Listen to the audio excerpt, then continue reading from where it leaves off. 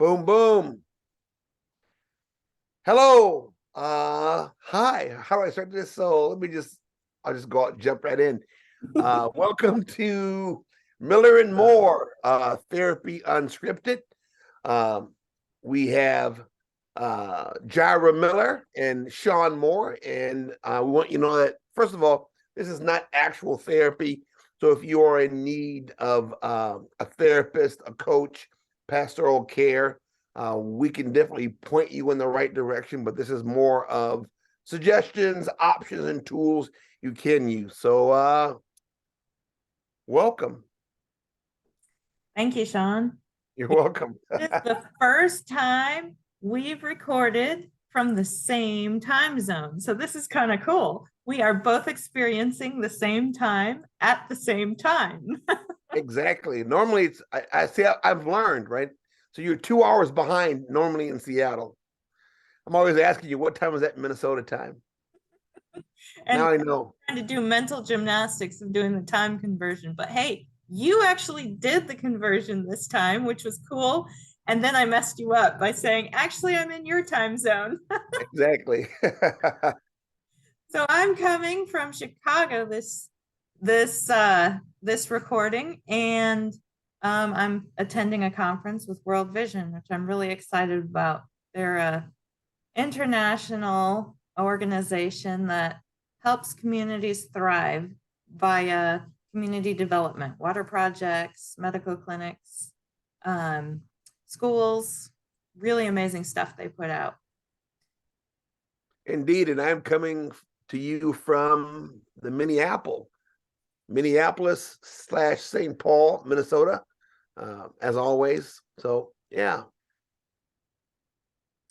Well, we're both really excited to be here, Sean. It's always a good time to sit down and chat with you. We Yeah. decided to talk about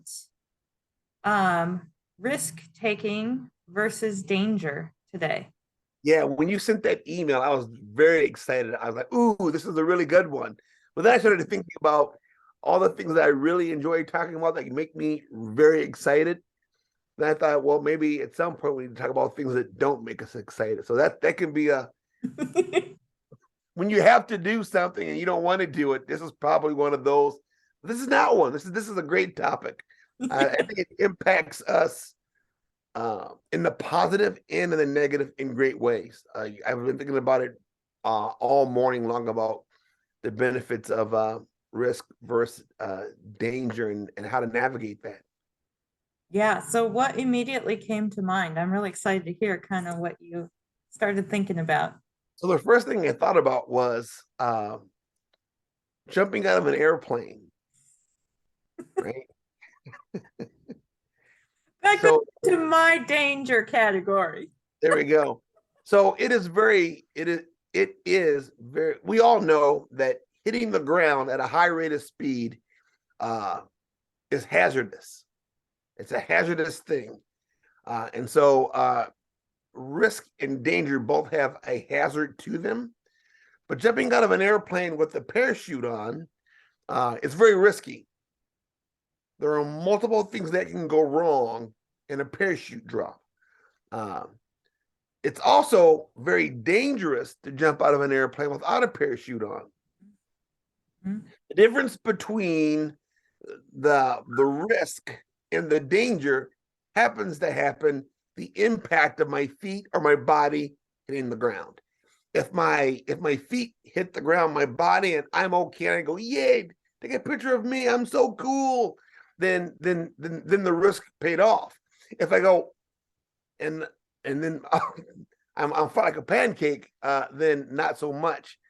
So I think there's always the element of something being hazardous, being a hazard to us as it relates to risk of management. And I think you really can't win big without risking a great deal.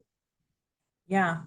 As you were giving that example, I was immediately drawn to the risk versus danger in relationships and what it takes to build a good relationship is kind of sticking your neck out and allowing yourself vulnerability and a place to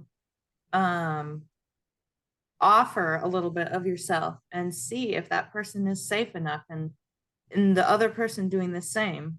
And without that vulnerability and that risk taking where you could get hurt, you never create any vulnerability, and you never create any intimacy then, whether it be romantically or just interpersonally with friends and community. Yeah, I think you know, I'm much older. I'm older in my life. I'm no longer in my 20s. But this new phenomena of dating apps, I've never understood it. I never got it. Why would you put your picture up and then say, I'm so cool, I like to do this, and then someone's gonna watch that, and because I'm like old school, like you just go out and meet someone and you start sharing, I like you, you like me, we got this in common. I don't like that. It's kind of more of that interacting kind of thing.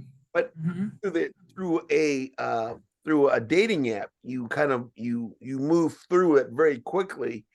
About like, I love to fish. You wouldn't see someone, I hate fishing.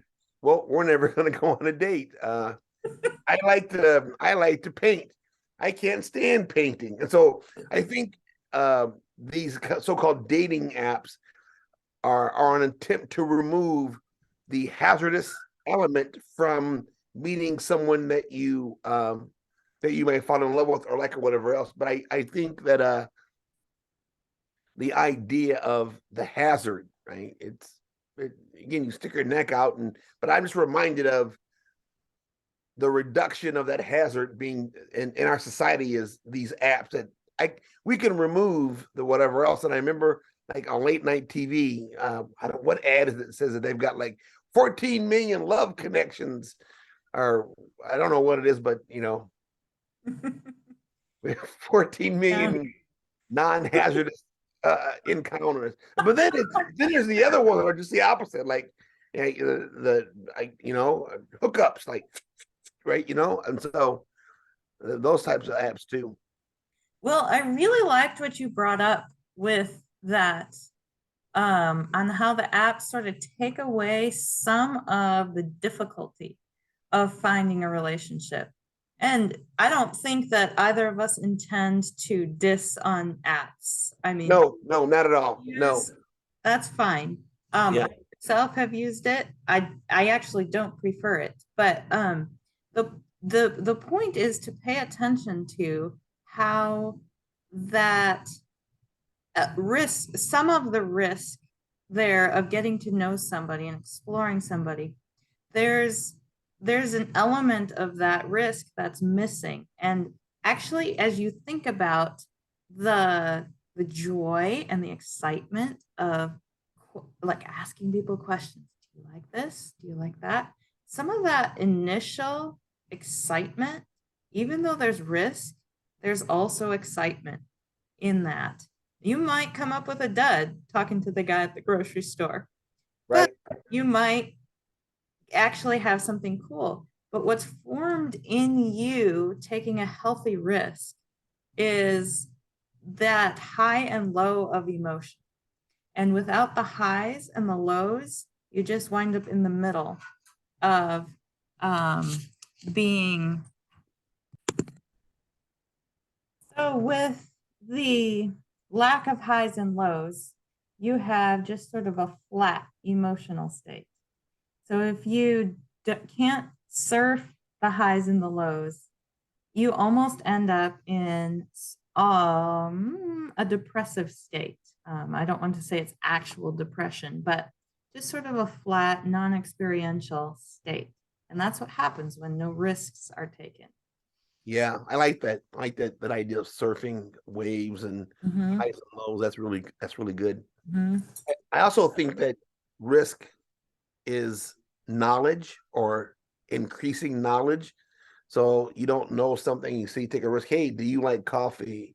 Yeah, I do. I like cappuccino. Well, and then again, you're gaining knowledge, and so a hazard will always impact the person mentally, physically, spiritually, right? So that's why you have the little hazard stickers on bottle. Like you take too much, you do this.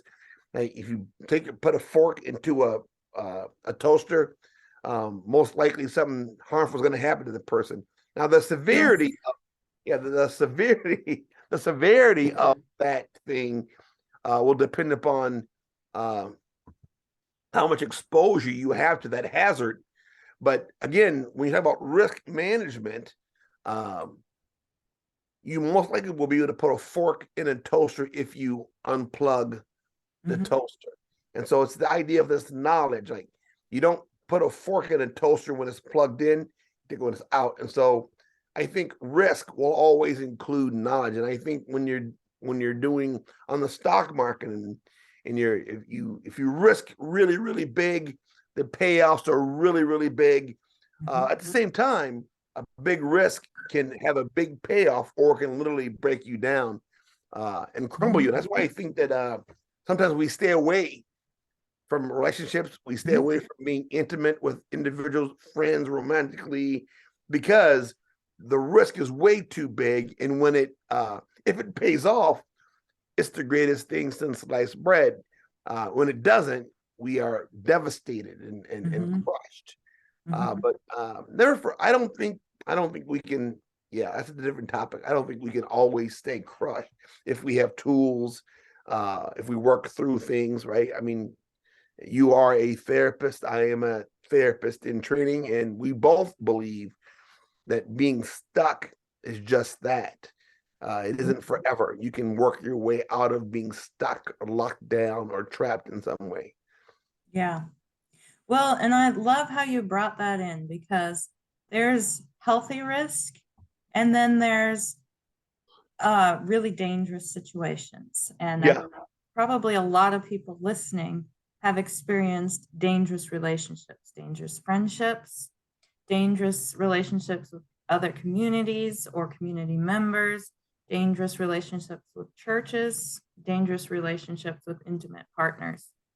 And that creates a bigger signal for the caution and the lack of risk taking.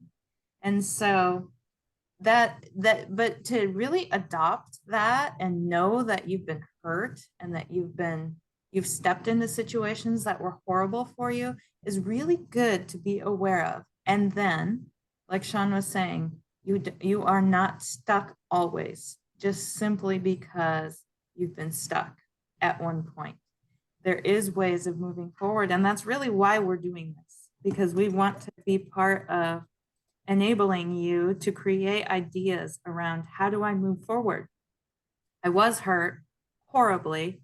I want to move forward. I want to go back to taking risks and seeing the benefit, the huge benefits, and being resilient when the huge benefits are deeper lows. Right. Yeah. And I think that, as we're talking about different ways of helping people be unlocked, basically we're helping people increase their knowledge, right? And so the more knowledge you have, the less dangerous things you'll go into. So again, there's this idea of exposure. Like you can be exposed to risk and it pays off well. You can be exposed to risk and it doesn't pay off well. And so you see that danger has this element of the hazard and your exposure to this thing. So we may be conditioned in a way to where we are being exposed to something that we shouldn't, and we're unaware of it until it's too late, or until we figure out, oh, this was horrible for me. I didn't recognize what was going on, even though I was exposed to it. And so I think that risk management always has to include, and this is my opinion, anything that's risky behavior, you should probably ask someone outside of yourself. And I think you see this when you get married, you go out somewhere.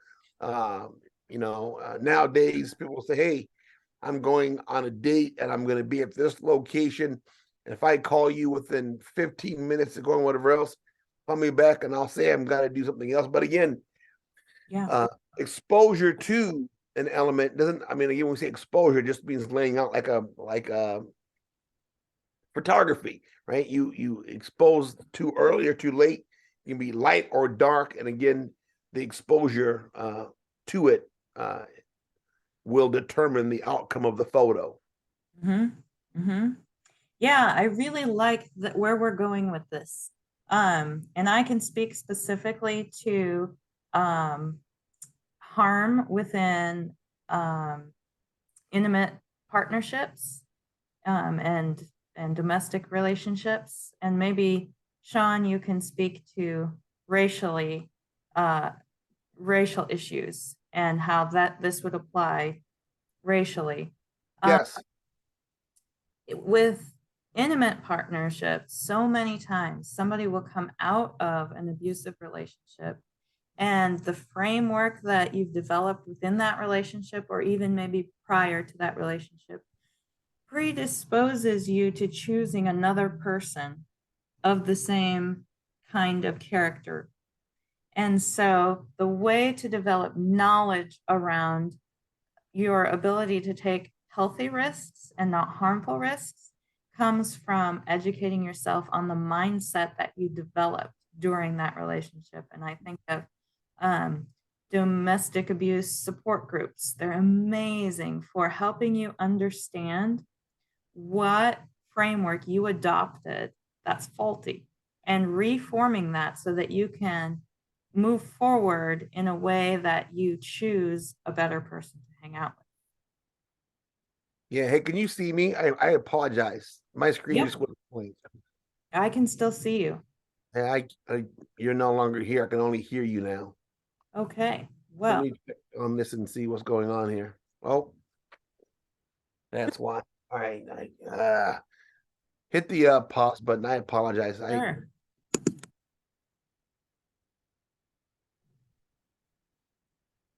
So Sean, you were talking well, I had just finished talking about kind of in a 30,000-foot view of moving forward after experiencing an abusive domestic partnership. And I was hoping you could maybe, I mean, this is a loaded subject, and I just gave you like a couple minutes, but we can touch on it.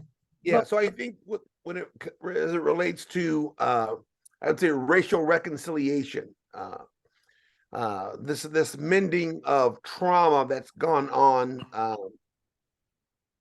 towards Black bodies, and how that impacts white bodies also. So you've got Black bodies and white bodies both being impacted by this systemic thing called racism. And there's a big risk on coming together because, again, there's this lack of trust on both parts. Like, I didn't do anything. I didn't do nothing to you. Why are you upset with me?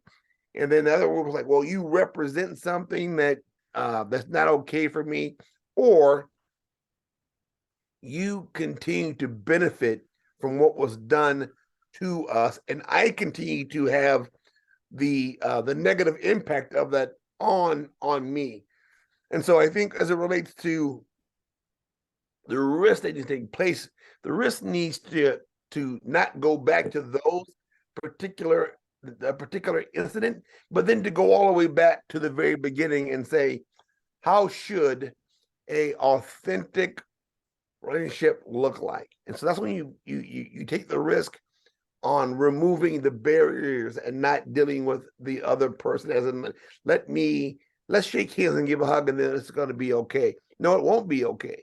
Yeah. But if we both focus in on this wall or the barrier that is that has separated us, because then, I mean, I can't clearly see you, you can't clearly see me, I can hear you, but if we keep picking at the wall, breaking it down, then I can clearly see you, you can clearly see me. And again, as far as I'm understanding, my understanding of reconciliation, it isn't about lovey-dovey, holding hands, it's going to be okay. It's about removing the obstacles that we put in front of each other, which is hard work. It's hard, it's sad, there's joy, there's excitement, but a lot of people would prefer to just have a shake. Let's shake on it. I don't want to have to do the work. I don't have to look at my own stuff. And when I say my own stuff, I'm not talking about just white folks. I'm talking about anyone who's got internalized racism. in their own self. Again, so racism is this systemic thing that impacts all people. Even if you say I'm from another country, I'm an immigrant here in this country, it doesn't impact me. Yes, it does. Yeah. If you're white, yes, it does. If you're black, if you live in America, it does impact you because we live in a racialized society where race matters. It does matter. I'm not saying we do. I'm not saying that we don't live in a racist society. I haven't done the study on that, but you can't not tell me. You can't convince me otherwise that we don't live in a racialized society. Mhm.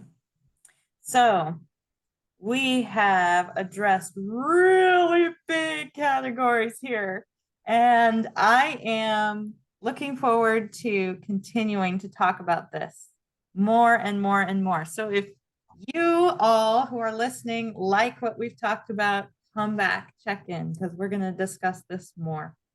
And both domestic violence, which is kind of one of my key areas of interest, and reconciliation, which Sean knows just a little bit about.